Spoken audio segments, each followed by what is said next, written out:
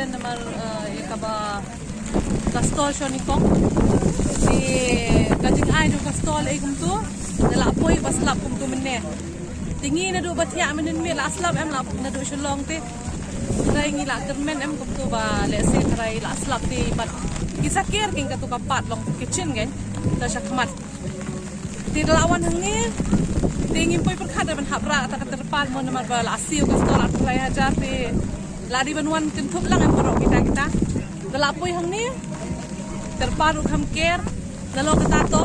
daladep kata install ba syakmat ru katuru kalapay left right center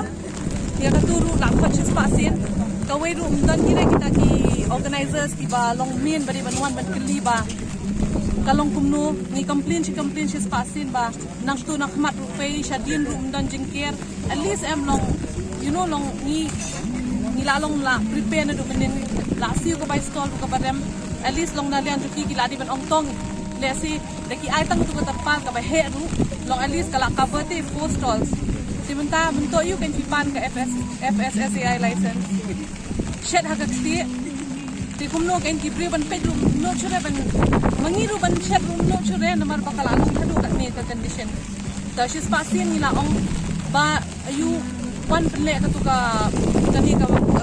katuka stall ban khmat malali room gan re ba pushi kata mo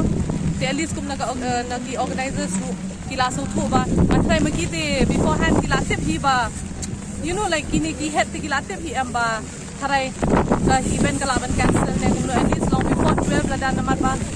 kidon ba wan to ham slam at least ki batai before 12 longi bala prepare ha ko for at least ngi sangi no ru long dang biang te ndre hadut la de prepare everything by 4 o'clock not even 4 atrai what time they informed us that the show was cancelled after 4:30.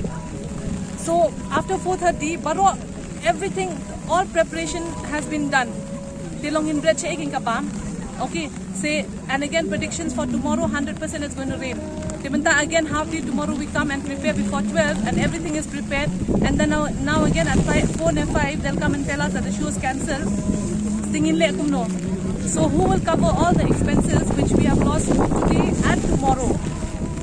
see means kabam sure in habret emantang in le kumno ngimla ban le bala de prepare and I'm sure most of the stalls not most all of the stalls are prepare lo because hado 4:30 tomorrow you want been informed they mod ngin le kumno ken they have to come and at least they don't think away ru I mean they're just sending messengers to tell us they ba the audacity we done but not even one from the head at least to come and production team to come and tell us ba we'll come up with a better come up with a solution no solution nothing just sending a messenger but ong ba kumta the show is cancelled they long ni lalong be we're still like stranded and also we're still like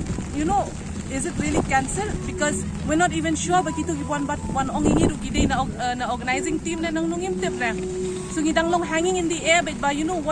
what should we do so at least what I'm saying is at least from the organizing team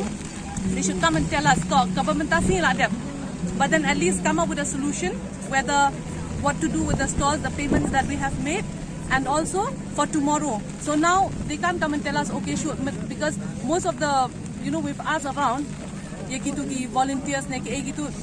even though they're not sure but then long bapli long maki rukim tip ya kata mo tamaki ong ba the show is on tomorrow dementa now so like so ngi don that hope